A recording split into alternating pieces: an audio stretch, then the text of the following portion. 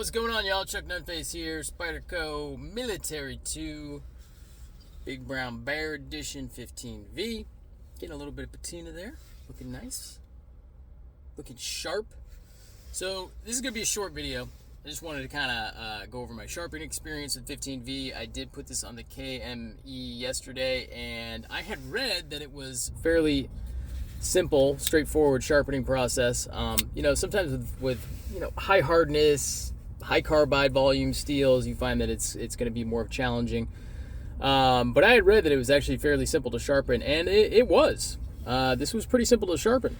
Kind of took it apex pretty easily, formed a decent burr, and fairly simple process. The thing that kind of got to me though is kind of what's just becoming the norm, I think, out of Spyderco, particularly Golden, is uneven bevels and uneven grinds, really, because I noticed when I got this that the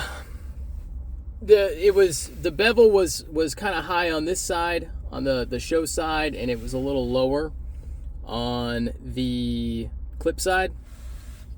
And so I was like, well, hopefully it's just a simple matter of evening it out during sharpening, and they're at the primary bevel is at the same angle, and it won't be a big deal. But yeah, that wasn't the case. So what I did was I matched the bevel on the presentation side, so to speak. So I didn't really have to do any reprofiling or anything like that. But then at the same angle on the KME, on the clip side, it required a drastic, not a change, but it took a lot more work because it wasn't ground evenly. And you can see now, it's going to be kind of hard to show in this type of video just in my truck here, but it's a lot taller on this side. So Spyderco, at least in Golden, I don't know what they do in Japan or Taichung, but at least in Golden they use the robotic sharpening, and so the angle is set, so it's going to do 17 degrees, 8 to 20 degrees, whatever that number is. I don't know what the factory number is for the military too. Let's call it 20. So they're going to do 20 degrees on each side, and if the primary bevel isn't evenly ground, you're going to have one that's taller than the other.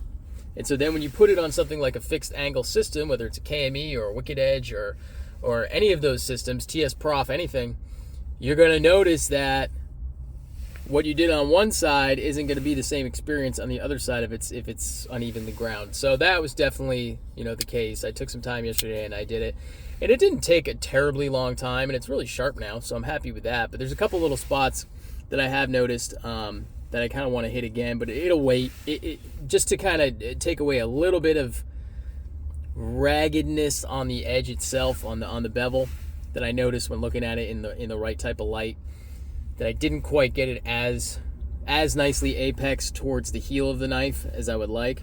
The tip, that's fine, but it's thicker here in the heel than it is the tip, of course, because it does have a distal taper. So I didn't get it quite as nicely as I wanted to on the first go around. So the next time I sharpen it, I'll fix that. It's plenty sharp. Like, I'm not worried about it not performing or anything like that. I mean, it's plenty sharp. So the next time I sharpen it, I'll go ahead and I'll make it a little finer. I'll make it a little nicer towards the heel, get everything cleaned up nice and evenly. But yeah, it's kind of a bummer, but it's not surprising. It's more surprising when I get knives that are evenly ground. And that this certainly isn't just, only Spyderco does this. A lot of knife companies do it. And it's not 100% of the time, but unfortunately that's just kind of the case. We live in a world where, they're not putting these knives out with the same type of quality that they used to, and certainly not what you would expect. And I always I've read for a long time, the golden Spydercos, the ones that are made here in the U.S., they do have these issues, and some of their QC isn't as really as nice as it should be. And then Japan, you got to get that too from fit and finish standpoint. The Taichung models are the ones that pretty much always exceed expectations from a fit and finish, or at least meet expectations from a fit and finish standpoint. And I always kind of just filed that away because I haven't really been buying a lot of Spydercos, not the way I used to 7-8 years ago. where I was really kind of collecting PM2s and things like that. I just kind of get what I really, really want now. And so I haven't really given it a whole lot of thought, but there's definitely some truth in the Golden Colorado manufacturing. Is just the quality isn't the same as it used to be, and it's really a shame, because it's a really good company, in my opinion. I mean, they're not perfect. They do have some things that, I don't like necessarily. Their warranty department is kind of non-existent. If you have an issue with your Spyderco, basically you can send it into them, but the chances of them actually fixing the problem are pretty low. I only have one actual experience with it, where I had a military, and it was the S90V with the carbon fiber and the frame lock, the RIL model, and that one had lock rock, so not blade play, but blade rock. So it wasn't a side to side; it was an up and down, and that wasn't good. And so I actually didn't have any side to side play. I only had the front and back play. So it was forcing the lock to move, and it was moving on the lock, and that wasn't good. I don't know if maybe a lock bar stabilizer would have solved the problem, something like that. But anyway, I'm kind of getting into the weeds on that. So I sent it off to Golden, and their solution was basically just tighten the pivot and send it back to me. And I was like, cool, yeah, I could do that too. So they didn't really address the issue. But in any case, I guess that's neither here nor there. But kind of the point I was getting to was that Spyderco, they have a lot of great things, and they have some negative things also. And I think really what they're doing from a great thing standpoint is really there's no other company that's going to offer you the range of steels in the range of models that Spyderco will do. So if you like experiencing new steels from a use standpoint, from a sharpening standpoint, or even just a collecting standpoint, Spyderco is probably your best way to go to kind of be able to experience all of those different steels that are out there, more exotic things that you won't see everywhere. I mean, you can get MagnaCut, you can get M390, you can get S45EN anywhere, but you can't necessarily get 15V, 10V, K390, high performance steels, Spy 27 for something that's proprietary. I mean, they have something pretty much for everyone, and they have a model that'll probably suit your use as well as your tastes.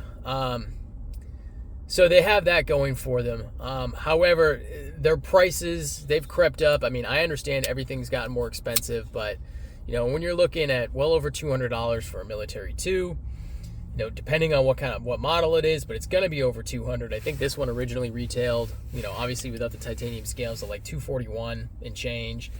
The Sprint run with S90V was damn near 300.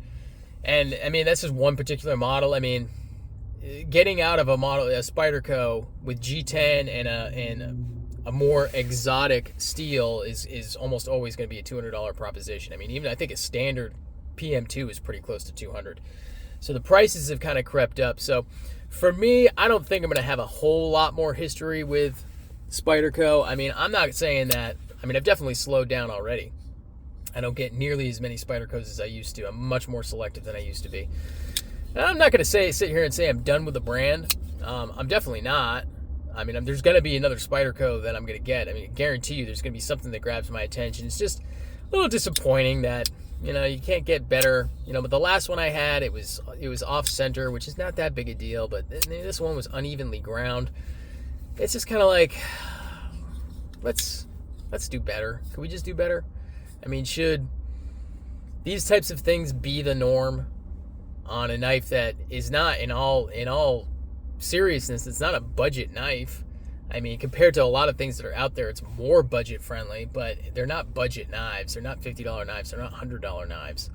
I mean, these are a couple $100 and up, for these knives. And so to kind of get these unevenly ground blades and things like that, it's just disappointing. So it kind of cements in my mind that I'm really not going to be getting have a whole lot more to do with Spyderco. I like the things that they do right, and I like the variety of steels that you can get with these knives, but all in all, probably not going to be a brand that I'm going to stick to the path that I'm on and not have it be a brand that I pursue a whole lot of. But in any case, this video actually ended up being longer than I thought it was going to be because, I'm a blowhard. But in any case, yeah, give me a follow, subscribe to the channel if you haven't done so already. If you're still watching and you're a returning viewer, please hit that subscribe button. I definitely would appreciate that.